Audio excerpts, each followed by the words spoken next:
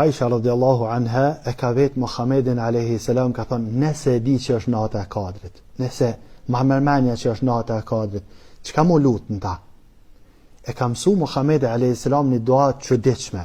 I ka thonë, thuj, Allahumma innaka afuun tuhibbul afwa fa'fu anni, ose thu fa'fu anna, Allahumma ti e fals, e don faljen, falë mua, ose falna neve, çish do shtoj. Para që ka po du me thonë rreth kësajna, është që njerëzit e përkthejnë Allahumma ti e fals, e don faljen, falë mua, çish e përkthejva one. Interesant është që në arabisht ka ghufilli, falë mua, edhe afu anni, falë mua. Ku është dallimi? Dallimi është të musliman, ghufilli është kur thu falë mua. Kur thesh afu anni, është sikur kur thu falë mua, edhe plotso mua aty ku unë kum gabu. Ktheja hakin atina ku unë ku marr hakin. Për shembull, unë të majt hutbën e xhumas, gaboj. Ka mundësi me gabu? Ka mundësi me gabu, çysh ja. Edhe kur kum gabu unë, ajo shkuma ato se shama.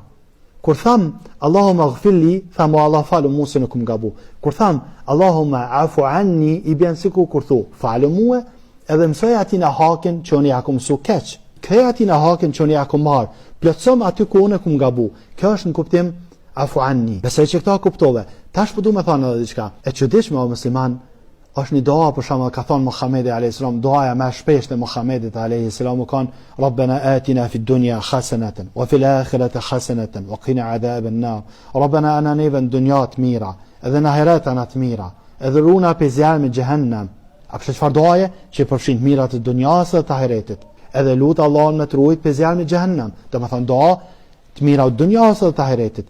Me logjika tona, kjo shkon doaja me aposhtashme, është me thonë natën e Kadrit. Ama pse na ka mësu Muhamedi alayhis salam me lut me na fal neve? A dini pse o musliman? Ma e ban këto mirë. Se në mesteje edhe hajrit, krejt hajrit, mesteje edhe hajrit nuk ka kur gja përveç se gjinahet e tua. Do me thonë, në qofë se Allahu t'i fal gjinahet e tua, ka me të përfshi hajri krejt. Por që ta, natën e Kadrit e lutë Allahun azza wa jall me t'i fal gjinahet e tua, edhe me të plotësua aty ku ti ke gabu te njerëzit, e në qofë se këta e mrin, atër e ke mri krejt hajrin. Besoj që ke qartë me lejen e Allahut azza wa jall.